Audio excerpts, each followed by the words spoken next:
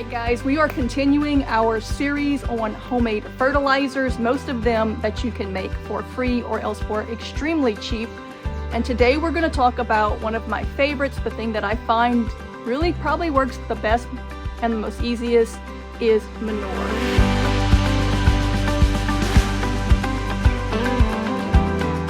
Experimenting with different kinds of fertilizers in different beds. I'm gonna show you the only one that from the beginning had some aged sheep manure in it. This one.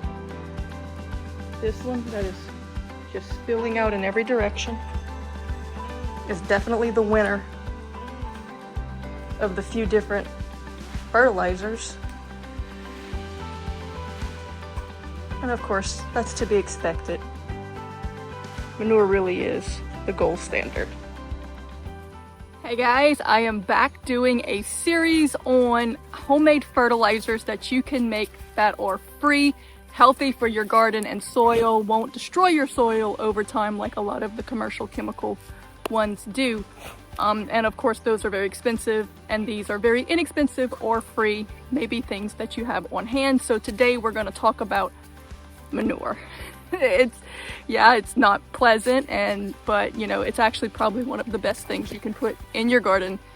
The dog is rolling in it and messing my video up. The best manures to use are going to be from animals that eat vegetation, and basically their bodies are working as supercharged composters for you. Now, most animals, when the manure is fresh, it's going to be too hot, meaning it has way too much nitrogen in it, and it will burn your plants. So depending on what it is, you'll have to let it sit for different time periods. Now, this is sheep and goat, which you need to let sit for 3 to 4 months at least before the nitrogen dissipates enough to be able to use it directly into your garden. But with manure, you can go directly into your garden and you can just till it into the dirt and it will work as a fertilizer that way. You can use it quicker if you make a manure tea with it. And all you have to do for that is to get a pillowcase or a burlap sack, put some manure in it, put it in a bucket or a trash can of water, dip it like a tea bag, and let it sit for 3 or 4 days to a week, maybe up to 2 weeks, depending on how much you have time to let it seep. The longer, the stronger, the better. All right, when you make your poop soup, you want to use water that is not chlorinated because you're trying to grow good bacteria, and chlorine is meant to kill bacteria. If all you have access to, rainwater obviously is the best, pond water is okay, well water. If all you have access to is tap water, that's okay. Just fill your container up and let it sit in the sun for a day or two, and that will allow the chlorine to evaporate off, and then you can use it. When you mix your manure into your water, you're going to use a 1-to-5 ratio, 1 part of the manure to 5 parts water, and let it sit for 2 to 7 days, and then you can use it. They're drinking the poop soup. All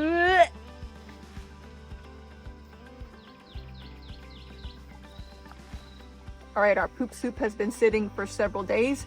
Now we want to go ahead and use it as a fertilizer. You don't want to use it straight. It is still a little concentrated. So you need to dilute it to a 10-to-1 ratio, 1 part tea to 10 parts water. That's going to break down to roughly about 1.5 cups per gallon of water. So if you use a 1-gallon watering can, 1.5 cups. If you use a 2-gallon watering can, 3 cups, and then the rest water. So we're going to go ahead and do that and water it in our plants.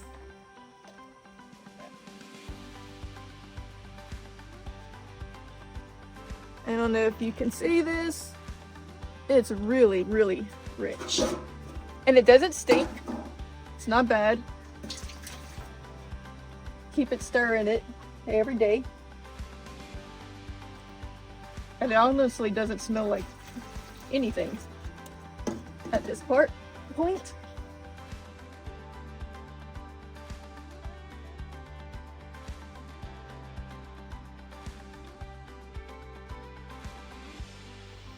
I wish I'd have thought to show you before, But can I tell you the amount of flowering that has happened within 2 days of putting the poop soup? There are beans, little beans and flowering things just absolutely everywhere. I'm telling you, I do all the things, but of all the fertilizers, if I could only do one, it would be poop. I know manure, you know, the more professional way to say it, but you know, we all know what it really is.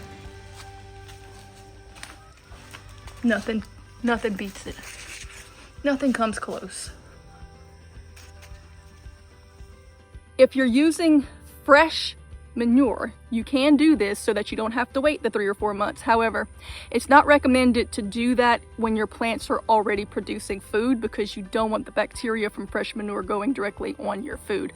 Only do that on young plants that aren't producing yet, and then stop doing it well before you start producing fruit. However, if you let it compost first for the time allotted for the type of manure that you're using, you can do it even during the fruiting season, because the heat of decomposition kills off most of the bad bacteria and makes it safe to use.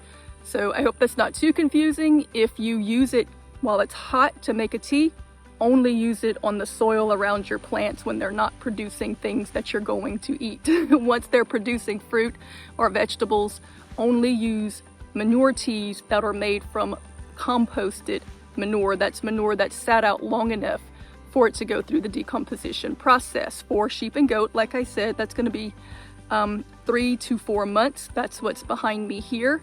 For horse and cow, it's going to take at least 6 months, because it's going to take a little while for that to break down. For chicken and poultry, it's going to take 6 to 9 months.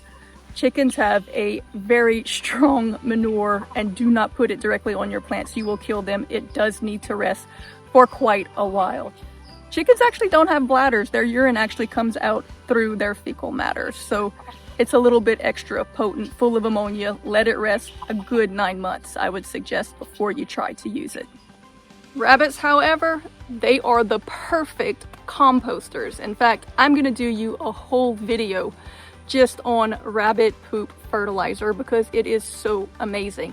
But the great thing about rabbits, number one, you don't have to do anything to it.